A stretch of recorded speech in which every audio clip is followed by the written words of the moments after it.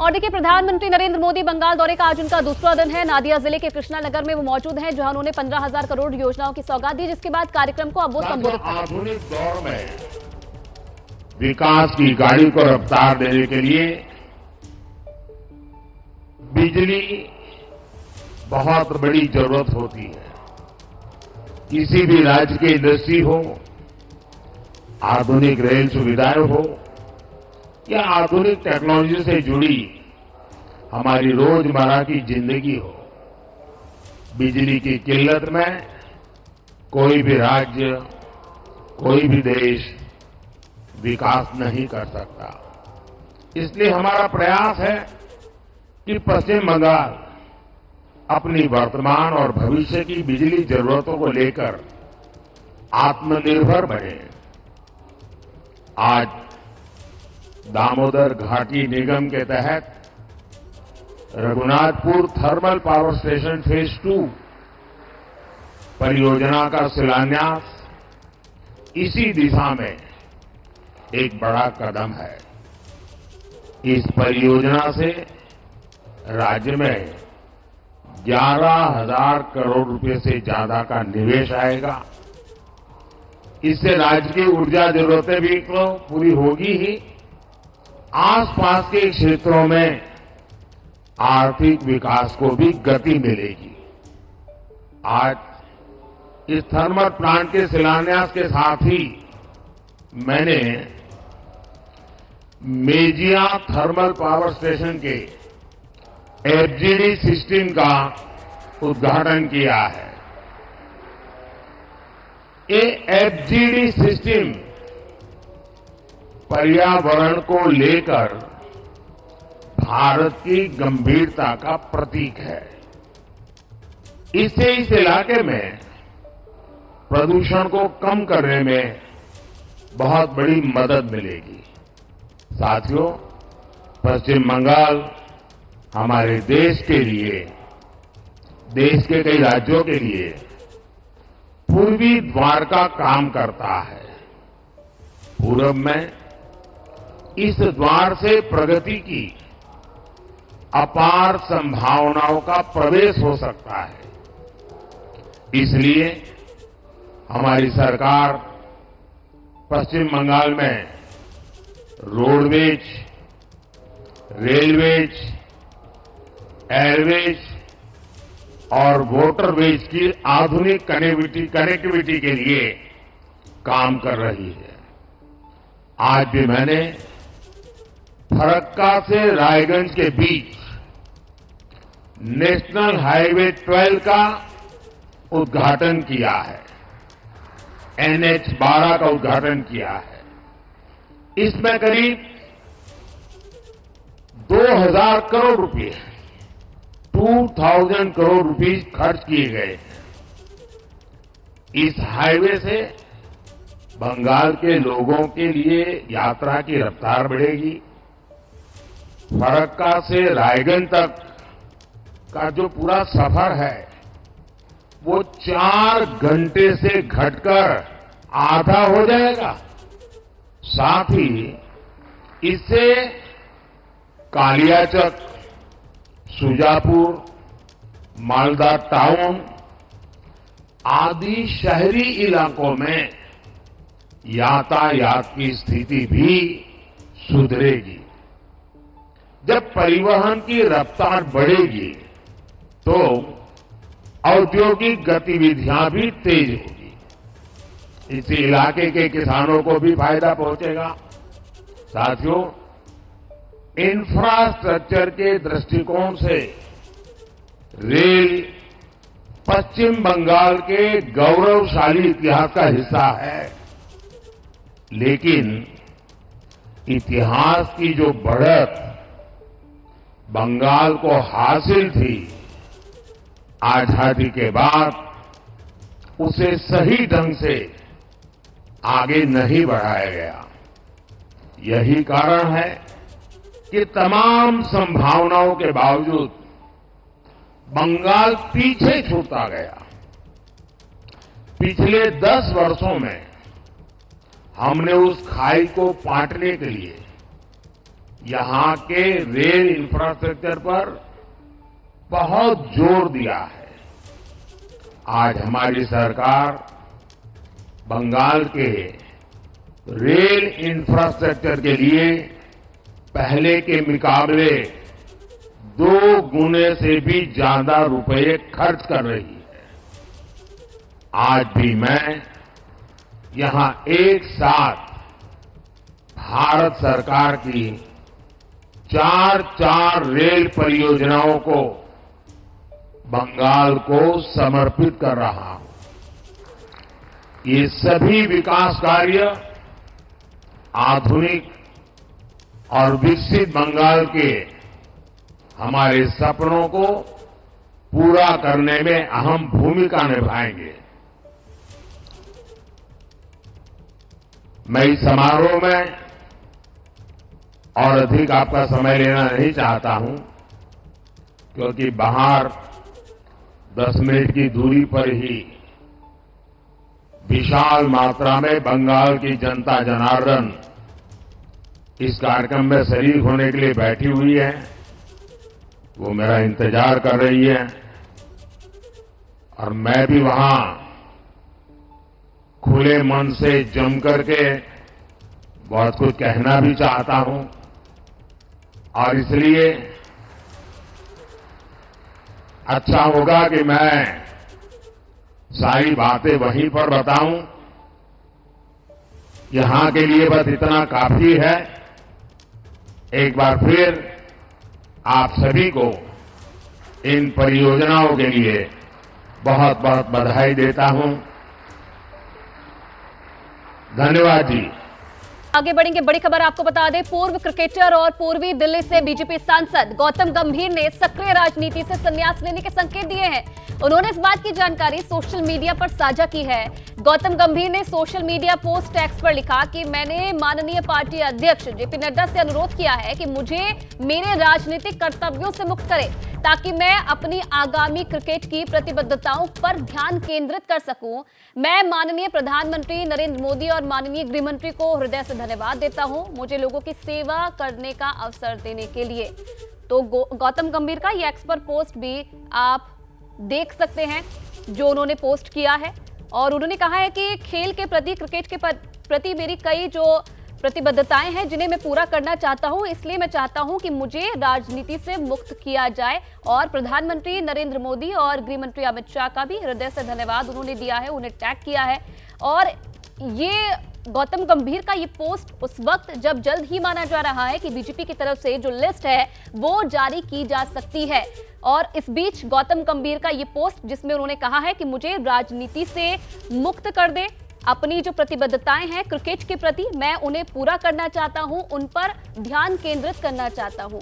तो पूर्वी दिल्ली से बीजेपी सांसद हैं गौतम गंभीर, वर्तमान में सांसद है पूर्वी दिल्ली से गौतम गंभीर। 2019 में लोकसभा चुनाव उन्होंने जीता था, भरोसा जताया था, बीजेपी ने टिकट दिया था पूर्वी दिल्ली से और जीते भी गौतम गंभीर थे। और नीरज इस खबर पर और ज्यादा जानकारी के लिए हमारे साथ जुटे हैं। नीरज, ये खबर गौतम गंभीर ने खुद पोस्ट किया है कि राजनीति से ब्रेक वो लेना चाहते हैं और ये खबर उस वक्त आई है जब जल्द ही उम्मीद की जा रही है कि लोकसभा चुनाव की पहली लिस्ट बीजेपी की तरफ से जारी की जा सकती है। कैसे देखते हैं गौतम गंभीर के इस पोस्ट को आप? देखिए, एबीपी न्यूज़ ने परसों शाम को ही ये बता दिया था कि पूर्वी दिल्ली से गौतम गंभीर का टिकट कट सकता है। भारतीय जनता पार्टी वहाँ किसी नए चेहरे को उतार सकती है और इसके लिए बाकायदा खुद भाजपा के अध्यक्ष जेपी नड्डा ने उन्हें बुलाया भी था, अपने घर पर बुलाकर उनसे मुलाकात भी की थी। और मेरी जो जानकारी उसके अनुसार जेपी नड्डा ने ये भी कहा था कि चूँकि जो लोकल यूनिट है उसका जो फीडबैक आया है उसके अनुसार भारतीय जनता पार्टी की लोकल यूनिट चाहती है किसी नए आदमी को वहाँ पर उतारना चाहती है। बल्कि आपको लेकर अलोकप्रियता है, आपको यदि किसी और सीट से चुनाव लड़ना है तो वो बता दीजिए, पार्टी उस पर विचार करेगी। लेकिन उन्होंने अपनी इच्छा जाहिर की थी कि मुझे चुनाव अगर आप उतारना चाहते हैं तो मैं इसी सीट से चुनाव लड़ना चाहता हूं, मैं और किसी सीट से चुनाव नहीं लड़ना चाहता हूं। लेकिन भाजपा का जो फीडबैक था कि यदि गौतम गंभीर को इस सीट से उतारा जाता है तो गौतम गंभीर चुनाव हार सकते हैं। यही कारण है कि भारतीय जनता पार्टी ने वहां किसी नए आदमी को चुनाव मैदान में उतारने का मन बना लिया था। और ये जब ऐसी स्थिति पैदा हुई तो निश्चित रूप में गौतम गंभीर के पास ट्वीट करने के अलावा, संन्यास लेने के अलावा और दूसरा कोई रास्ता बनता नहीं था। जी बिल्कुल, कहीं ना कहीं जो नारा इस बार बीजेपी की तरफ से दिया गया है 400 प्लस का, किसी भी तरीके से समझौता बीजेपी उसके साथ नहीं करना चाहती, ये भी वजह मानी जा रही है। आप बने रहिए नीरज हमारे साथ। एक और बड़ी खबर आपको बता दें, बीजेपी की पहली लिस्ट आज आ सकती है, ये जानकारी मिल रही है। लेकिन इसी बीच यूपी में एनडीए के सीट बंटवारे का फॉर्मूला तैयार है। यूपी में जल्द एनडीए के बीच सीटों का बंटवारा हो जाएगा, ये माना जा रहा है। एक तरफ जहां बीजेपी 100 से ज्यादा उम्मीदवारों का ऐलान करने वाली है, वहीं सूत्रों के हवाले से खबर यह भी मिल रही है कि बीजेपी के जो सहयोगी दल है उनके लिए 6 सीटें छोड़ेगी बीजेपी। बीजेपी के फॉर्मूले के मुताबिक आरएलडी और अपना दल एस को 2-2 सीट दी जाएगी, जबकि ओम प्रकाश राजभर की जो पार्टी है एसबीएसपी और निषाद जो पार्टी है उसके लिए 1-1 लोकसभा सीटें दी जाएगी। तो तय माना जा रहा है बीजेपी का फॉर्मूला कि कितनी सीटों पर यूपी में चुनाव लड़ा जाएगा और गठबंधन की जो पार्टियां हैं उन्हें कितनी जो सीटें हैं वो दी जाएगी। और मेरे दो सहयोगी इस वक्त मेरे साथ जुड़े हुए हैं लगातार, नीरज पांडे हमारे साथ है और वीरेश भी हमारे साथ जुड़ गए हैं। वीरेश, जो ये फॉर्मूला तय किया गया है, क्या फॉर्मूला ये माना जाए कितनी सीटें जो गठबंधन की सहयोगी है बीजेपी उन्हें देगी, क्या फॉर्मूला तैयार किया गया है? देखिए, यूपी में 80 में से 76 सीट भारतीय जनता पार्टी अपने सिंबल पर लड़ेगी। 76 जब मैं कहता हूं तो एक सीट जो निषाद पार्टी को दी जाएगी वो भी भाजपा के सिंबल पर उनका प्रत्याशी लड़ेगा, जैसा पूर्व में 19 में लड़ा था। वैसे ही जो राजभर को सीट दी जाएगी, जिसको लेकर गठबंधन 19 में टूटा था, लेकिन निषाद का जो फार्मूला है सिंबल भाजपा का होगा, प्रत्याशी राजभर का होगा, यानी उनके पुत्र होंगे। तो वो सीट जो होगी वो भले दी जाएगी निषाद को, राजभर को, सिंबल भाजपा का होगा, लेकिन जो जयंत को दी जाएगी वो अपने सिंबल पर 2 सीट लड़ेंगे।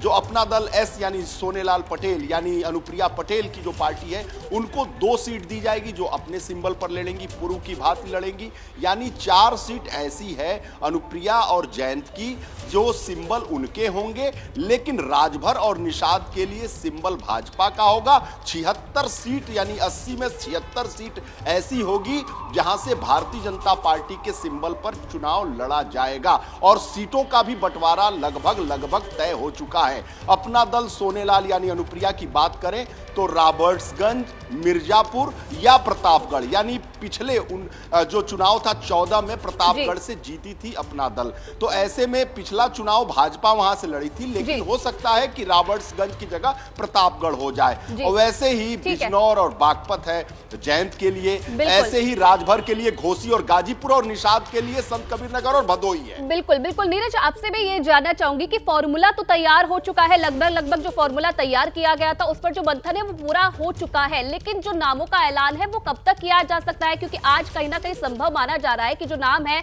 जो पहली लिस्ट है बीजेपी की तरफ से वो जारी की जा सकती है। देखिए, भारतीय जनता पार्टी ने अपनी तैयारी पूरी कर ली। करीब 60 ऐसी लोकसभा सीटें हैं उत्तर प्रदेश की, वो पूरी हो चुकी हैं, प्लस देश भर की करीब 18 राज्य हैं जहां की लोकसभा सीटों का मंथन पूरा हो गया, चर्चा पूरी हो गई। केंद्रीय चुनाव समिति के सामने उन लिस्टों को रख दिया गया, केंद्रीय चुनाव समिति ने अपनी सहमति भी दे दी, लेकिन बहुत सारे ऐसे समीकरण है अभी और सेट करने बाकी हैं। जैसे मैं बता दूँ आपको कि एनडीए में जयंत चौधरी की औपचारिक एंट्री अभी बाकी है, वो हो सकता है आज घोषित हो जाए। इसके अलावा कुछ और लीडर्स की एंट्री करानी है, क्योंकि फर्स्ट फेज के कई ऐसी सीटें हैं जिसमें अभी नए उम्मीदवारों को सामने लेके आना है। तो भारतीय जनता पार्टी उन सब पर काम कर रही है। मुझे ऐसा लगता है कि आज देर शाम तक या अभी ये जो लिस्ट है वो अगले 1-2 दिन के लिए होल्ड भी हो सकती है, अगले 1-2 दिन बाद रिलीज की जा सकती है, क्योंकि जब तक भाजपा सारी चीज़ें कंप्लीट नहीं कर लेगी, यानी किसी नेता की एंट्री होनी है तो वो एंट्री करानी, प्लस एनडीए का जो पश्चिमी यूपी में एनडीए का गठबंधन का क्लियरेंस है वो अभी होना है। ये सारी चीज जब प्रक्रिया पूरी हो जाएगी, प्लस पंजाब में अभी गठबंधन फाइनल होना है। तो तैयार हो गया है, अब देखने वाली बात है कि कब तक जो नामों का ऐलान है वो किया जाता है बीजेपी की तरफ से। बहुत धन्यवाद वीरेश आपका भी और नीरज आपका भी तमाम जानकारी के लिए। और चलिए अब आपको लिए चलते हैं पश्चिम बंगाल, जहां कृष्णनगर में प्रधानमंत्री नरेंद्र मोदी रोड शो कर रहे हैं। ये तस्वीरें आप देखिए, बड़ी संख्या में जो जन सैलाब है प्रधानमंत्री के रोड शो में उमड़ पड़ा है। और कुछ देर पहले प्रधानमंत्री को आपने सुना भी, जहां पर रैली को संबोधित भी उनकी तरफ से किया गया। करोड़ों की सौगात बंगाल को दी गई। इसमें आप देख सकते हैं तस्वीरों में शुभेंदु अधिकारी भी उनके साथ जो जीप है उसमें सवार हैं। लोगों का अभिवादन स्वीकार करते हुए प्रधानमंत्री नरेंद्र मोदी, लोकसभा चुनाव है और उससे पहले प्रधानमंत्री के ये ताबड़तोड़ रैलियां, पहले बंगाल और उसके बाद आज ही प्रधानमंत्री बिहार भी जाएंगे। लेकिन उससे पहले ये बंगाल की तस्वीरें आप देखिए, जन सैलाब उमड़ पड़ा है प्रधानमंत्री नरेंद्र मोदी के रोड शो में। आज कई योजनाओं की सौगात भी प्रधानमंत्री की तरफ से बंगाल को दी गई है। 22,000 करोड़ ऐसे प्रोजेक्ट्स हैं जिनकी सौगात प्रधानमंत्री की तरफ से दी गई है, जिसमें कई जो योजनाएं हैं वो शामिल हैं। 4 लेन सड़क परियोजनाओं का प्रधानमंत्री की तरफ से उद्घाटन किया गया। 4 रेल परियोजनाओं की शुरुआत भी प्रधानमंत्री की तरफ से की गई है। तो बंगाल को ये करोड़ों की सौगात और उसके बाद अब प्रधानमंत्री का ये रोड शो। हुगली में 7200 करोड़ की परियोजनाओं की शुरुआत, इंडियन ऑयल की 518 किलोमीटर की तेल पाइपलाइन की भी शुरुआत और इंडियन ऑयल के एलपीजी बॉटलिंग प्लांट का भी उद्घाटन प्रधानमंत्री की तरफ से किया गया है। साथ ही साथ रेल परियोजनाओं की भी करोड़ों की सौगात दी गई है। सीवरेज से जुड़ी 3 परियोजनाओं का उद्घाटन भी प्रधानमंत्री की तरफ से किया गया है। तो ये तस्वीरें प्रधानमंत्री का ये मेगा रोड शो, और मेगा रोड शो में आप देखिए हजारों की संख्या में जो जनसैलाब है वो उमड़ पड़ा है। मिशन पूरब पर प्रधानमंत्री नरेंद्र मोदी निकल पड़े हैं। दौरे का दूसरा दिन है और आज दूसरे दिन भी प्रधानमंत्री जो करोड़ों की सौगात देते हुए नजर आए हैं। आज ही प्रधानमंत्री का बिहार का दौरा भी है, जहां वो औरंगाबाद में मौजूद रहेंगे, बेगूसराय में मौजूद रहेंगे और बिहार को भी कई करोड़ों की सौगात आज प्रधानमंत्री की तरफ से दी जाएगी। और चलिए आगे बढ़ेंगे। बड़ी खबर आपको बता दें, झारखंड के दुमका में विदेशी महिला से दरिंदगी का आरोप। विदेशी महिला के साथ गैंगरेप और मारपीट का आरोप लगा है। अपने पति के साथ घूमने गई थी महिला। पुलिस ने 3 लोगों को हिरासत में लिया है। ये बड़ी जानकारी मिल रही है झारखंड से। दुमका में गैंगरेप का आरोप लगा है। एक विदेशी महिला ने गैंगरेप का आरोप लगाया है। अपने पति के साथ घूमने गई थी महिला और शिकायत के बाद पुलिस ने 3 लोगों को हिरासत में लिया है। स्पेन की यह महिला बताई जा रही है जिसने गैंगरेप का आरोप लगाया है। बताया जा रहा है कि महिला अपने पति के साथ घूमने गई थी, जहां उसके साथ दरिंदगी की गई और इस पूरे मामले की जांच की जा रही है। और साथ ही साथ पुलिस ने इस पूरे मामले में 3 जो लोग हैं उन्हें हिरासत में लिया है। झारखंड के दुमका का ये पूरा मामला। विदेशी महिला, स्पेन की यह महिला बताई जा रही है जिसने आरोप लगाया है अपने पति के साथ महिला घूमने गई थी। 3 लोगों को हिरासत में लिया गया है। एसपी की तरफ से ये जानकारी दी गई है। एसपी दुमका ने कहा है कि महिला का मेडिकल कराया जा रहा है। और चलिए इस खबर पर और ज्यादा जानकारी देने के लिए विकास हमारे संवाददाता फोन लाइन पर जुड़े हैं। विकास, और क्या जानकारी मिल रही है इस पूरे मामले पर? देखिए रोमाना, मैं बता दूं कि दुमका उप राजधानी है और यहाँ जो है एक हसदिया के थाना के इलाके के कुरमाहाट गांव में एक विदेशी महिला जब अपने भारत दर्शन पर निकली हुई थी और वो भागलपुर के रास्ते नेपाल जाने के लिए रुकी हुई थी, लेकिन देर रात हो जाने के कारण वो कुरमाहाट के पास टेंट लगा के सो गई। इसी दरमियान जो है करीब 8 से 10 लड़के पहुंचे जो स्थानीय थे और वो वहाँ आकर विदेशी महिला के साथ जबरन गैंगरेप किया। यही नहीं, इसका जब विरोध की महिला ने तो उसके साथ मारपीट भी किया। तब देर रात जो है महिला गैंगरेप करके जब चले गए लड़के सब, तब देर रात महिला जो है थाने पहुंची और चूंकि वो अपने पति के साथ थी और थाने पहुंचकर जो है मामले के पुलिस को बताया। हालांकि पुलिस जो है देर रात तक खुद एसपी वहां पर मौके पर घटनास्थल पर पहुंचे और जाके घटना की तफ्तीश की। इसके बाद जो है करीब 9 बजे के आसपास दुमका फूलो झानो मेडिकल कॉलेज अस्पताल लाया गया, जहां भारी सुरक्षा के बीच महिला का अभी मेडिकल जांच किया जा रहा है। जी रोमाना। जी विकास, क्या जिन लोगों के बारे में महिला ने जानकारी दी है 7 से 8 युवक आप भी बता रहे हैं और महिला ने भी कहा है कि 7 से 8 लोगों ने दरिंदगी की है, क्या उनकी पहचान अब तक हो पाई है? पता चल पाया कौन ये लोग थे?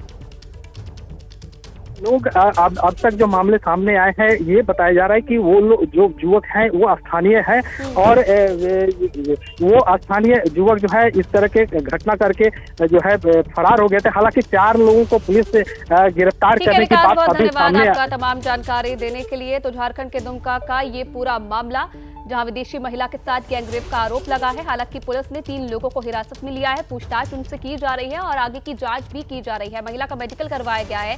3 लोगों को हिरासत में लेने की जानकारी एसपी की तरफ से दी गई है। 7 से 8 लोग जिन पर विदेशी महिला की तरफ से आरोप लगाया गया है।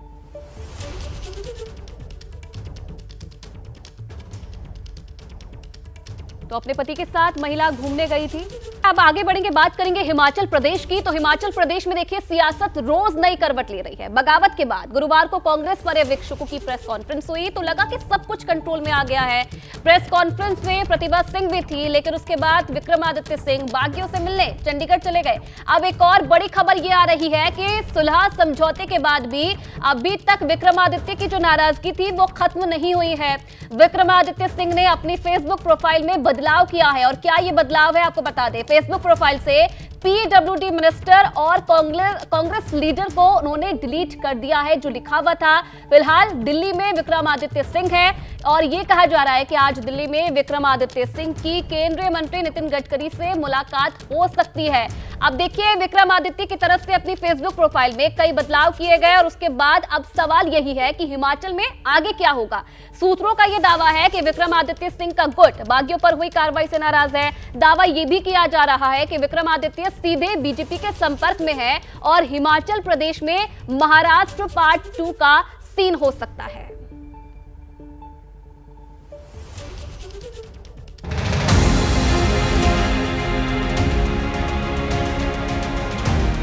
शिमला में कैबिनेट मीटिंग, बागियों से मुलाकात,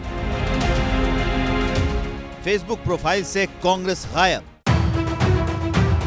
48 घंटे में ये तस्वीरें हिमाचल प्रदेश की सियासत में पल पल बदलते समीकरण की कहानी कहती। कांग्रेस पर्यवेक्षकों के मान मनोबल के बाद गुरुवार शाम को ऐसा लगा था कि हिमाचल प्रदेश में सब कुछ पटरी पर लौट आया है। नाराजगी जताने वाले विक्रमादित्य कैबिनेट की बैठक में शामिल हुए थे और प्रतिभा सिंह ने खुद कहा था कि अब लोकसभा चुनाव की तैयारी में जुटना है। बहुत दुख है और खेद है इस बात का कि हम राज्यसभा की सीट को नहीं जिता पाए। अब अगली चुनौती हमारे पास लोकसभा के चुनाव है, उसमें हमें सब एकजुट होकर पार्टी के कार्यकर्ताओं को उनका मनोबल बढ़ाकर हमने इन सीटों को जीतना है। हमें बहुत मेहनत करने की जरूरत है जो हम करेंगे और अंततः इन चारों सीटों में विजय हासिल करेंगे। लेकिन चंद घंटे बाद ही तस्वीर बदल गई। पता चला विक्रमादित्य बागियों से मिलने उनके होटल पहुंच गए। सवाल यह है कि आखिर विक्रमादित्य के मन में क्या है। हिमाचल प्रदेश में बगावत की आग अभी पूरी तरह बुझी नहीं है। कैबिनेट की बैठक में शामिल विक्रमादित्य क्यों अचानक चंडीगढ़ चले गए और क्यों विक्रमादित्य ने बागियों से मुलाकात की। विक्रमादित्य जी ने कल मुझसे बात की थी और सुबह 7 बजे मेरे से उनसे बात हुई, दोपहर में भी बात हुई। उन्होंने कहा कि मैं इन बागी नेताओं से मिल रहा हूं और इन नेताओं के कुछ के फ़ोन आए होंगे और ये वापसी करना चाहते हैं। मैंने बोला आप इनसे बात कर लीजिए और मैंने बोला हाई कमांड से भी आप बात कर लीजिए। मुझे बिल्कुल भी इसके बारे में ना आइडिया है। आप सभी जानते हैं कि कल रात तक तो वो यहाँ था। अब क्या आगे उसने निर्णय किया, कहाँ गया है, मुझे उसका कोई अनुमान नहीं है। तो आई कैन नॉट से कि उसकी बात हुई या नहीं हुई। सीएम सुक्खू बेशक ये दावा कर रहे हैं कि विक्रमादित्य का बागियों से मिलना उनकी जानकारी में है, लेकिन उसके बाद जो हुआ वो यकीनन सुक्खू को परेशान करने वाला है। बागियों से मिलकर लौटने के चंद घंटे बाद ही विक्रमादित्य ने अपनी फेसबुक प्रोफाइल में कुछ बदलाव किए। विक्रमादित्य ने अपनी प्रोफाइल से पीडब्ल्यूडी मिनिस्टर और कांग्रेस लीडर वाली अपनी पहचान को हटा दिया। अब फेसबुक पर विक्रमादित्य की पहचान सिर्फ हिमाचल का सेवक के तौर पर है। आखिर इस बदलाव से विक्रमादित्य क्या संदेश देना चाहते हैं, ये समझने के लिए चंद घंटे पहले ही उनकी मां और हिमाचल प्रदेश कांग्रेस की अध्यक्ष प्रतिभा सिंह का बयान भी सुनना होगा। स्पीकर साहब ने ये जो फैसला दिया उससे वो लोग भी आहत हुए होंगे, क्योंकि वो सभी कांग्रेस लोग थे और वो अपनी हक की लड़ाई लड़ रहे थे। उनकी भी कुछ ना कुछ डिमांड्स थी। राजनीतिक जीवन में जो पार्टी को धोखा देते हैं और जिस पार्टी के चुनाव चिन्ह पर होते हैं वो काले नाग और काले सांप कहलाते हैं। मैं ये बात इसलिए नहीं कह रहा हूँ, ये एक कहावत है, लेकिन पछतावा करके कोई अगर अपनी गलती को मानता है तो उसमें भी माफ़ी देने में भी कोई हर्ज थोड़ी होता किसी को। इन बयानों पर विक्रमादित्य की फेसबुक प्रोफाइल के बदलाव को फिर से गौर से देखिए तो मामला साफ होता नजर आएगा। सीएम बागियों को काला नाग बता रहे हैं, लेकिन विक्रमादित्य का खेमा उन्हीं बागियों पर एक्शन को लेकर सवाल उठा रहा है। सूत्रों के मुताबिक कांग्रेस में बगावत की आग पूरी तरह ठंडी नहीं हुई है। विक्रमादित्य और बागियों की मीटिंग में आगे की रणनीति पर चर्चा हुई। विक्रमादित्य बीजेपी के सीधे संपर्क में है। हिमाचल प्रदेश में महाराष्ट्र पार्ट 2 हो सकता है। हिमाचल में कांग्रेस के बागियों को बीजेपी का पूरा समर्थन है। हालांकि बीजेपी अभी खुलकर सामने आने से पहले ये देख लेना चाहती है कि विक्रमादित्य के खेमे में कितने विधायक हैं और क्या ये संख्या इतनी है कि सरकार गिराई और बनाई जा सके। सरकार रहेगी तो चलेगी नहीं। जो कुछ भी हो रहा है वही हो रहा है, उनके बीच में ही हो रहा है और इसके लिए दोषी कोई और नहीं, वो अपने आप दोषी हैं। उनकी पार्टी और उनकी सरकार के अंदर जो हालात बने हैं।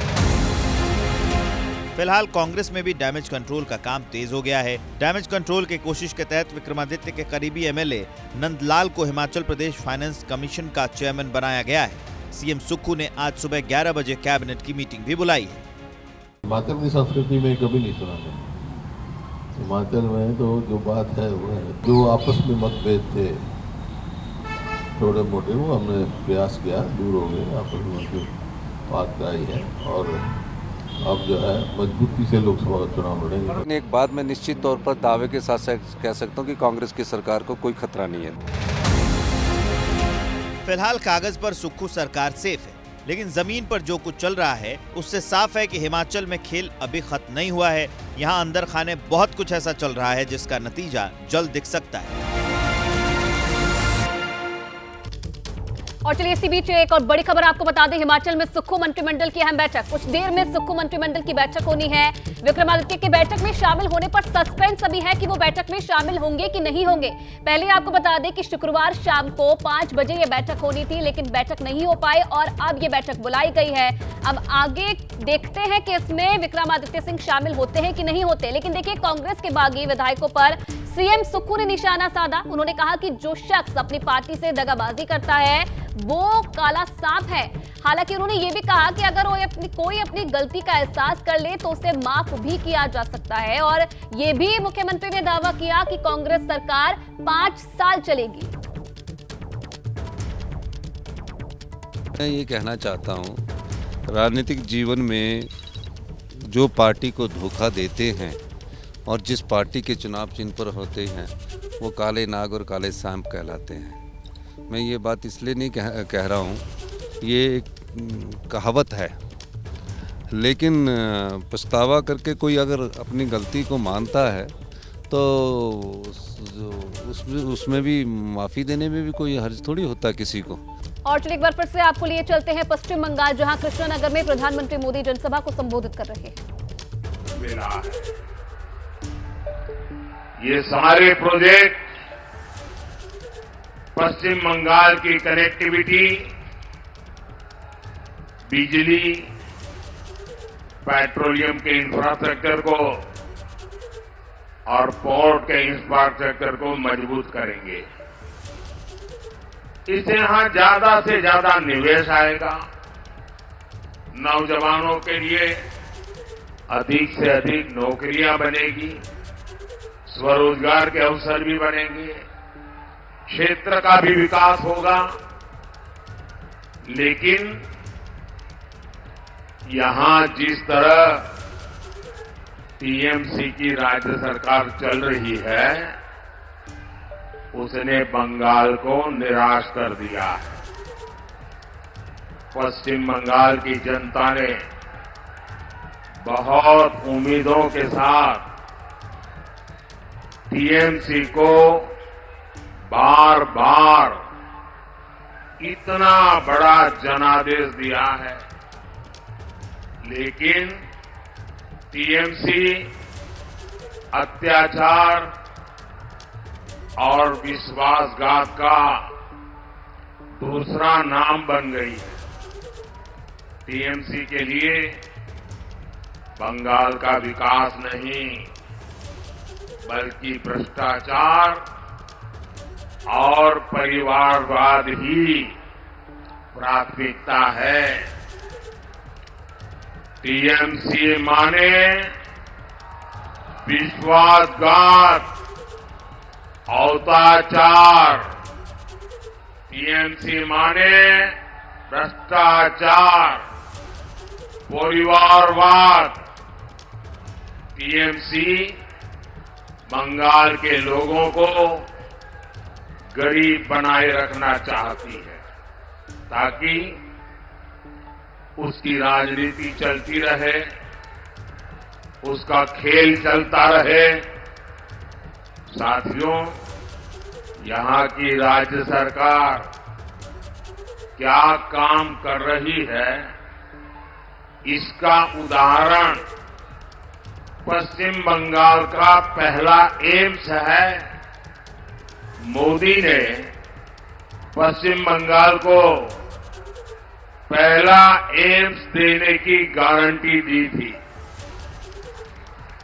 और मोदी की गारंटी मतलब गारंटी पूरा होने की गारंटी। আমার বাংলার মানুষ বুঝলেন মোদির গ্যারান্টি মানে গ্যারান্টি পূর্ণ হওয়ার গ্যারান্টি।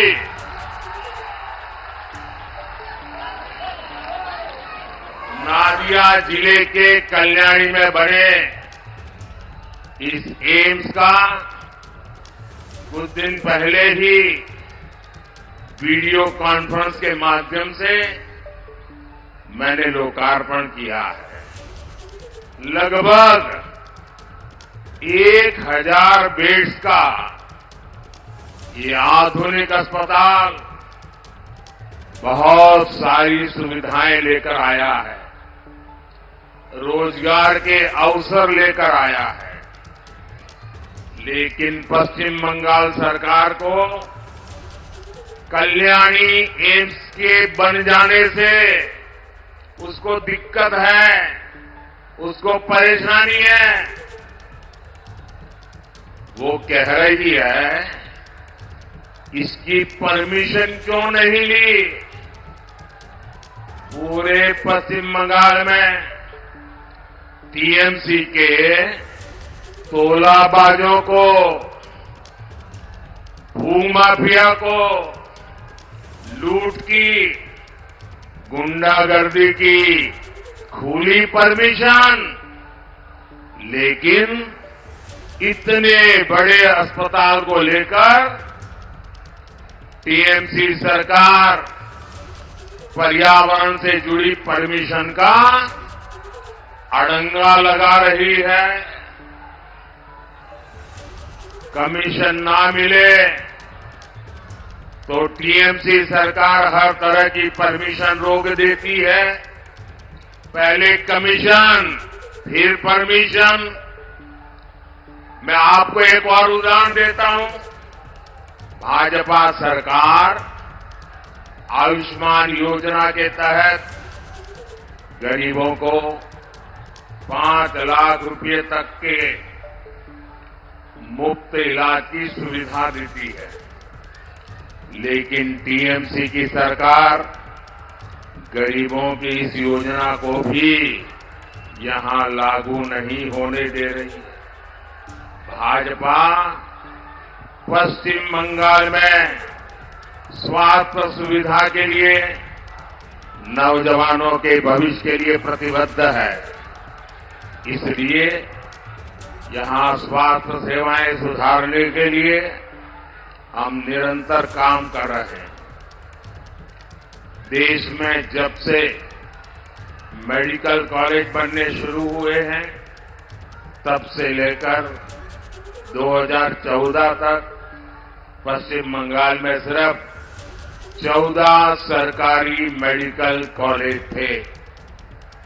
बीते 10 वर्षों में सरकारी मेडिकल कॉलेज की संख्या 26 यानी लगभग 2 गुनी हो गई है।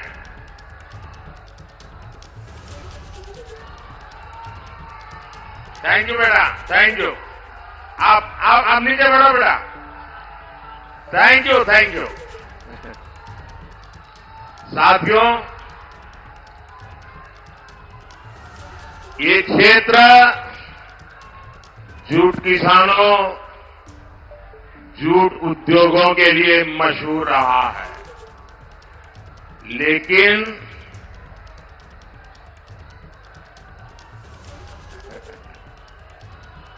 मुझे मिल जाएगा बेटा, मिल जाएगा। अच्छा बैठो बेटा, बैठो बैठो बेटा, तुम बैठो। ऐसा नहीं करते,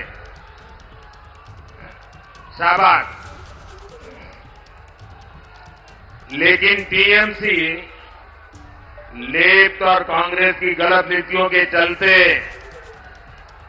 जूट की खेती और उद्योग दोनों बर्बाद हो गए।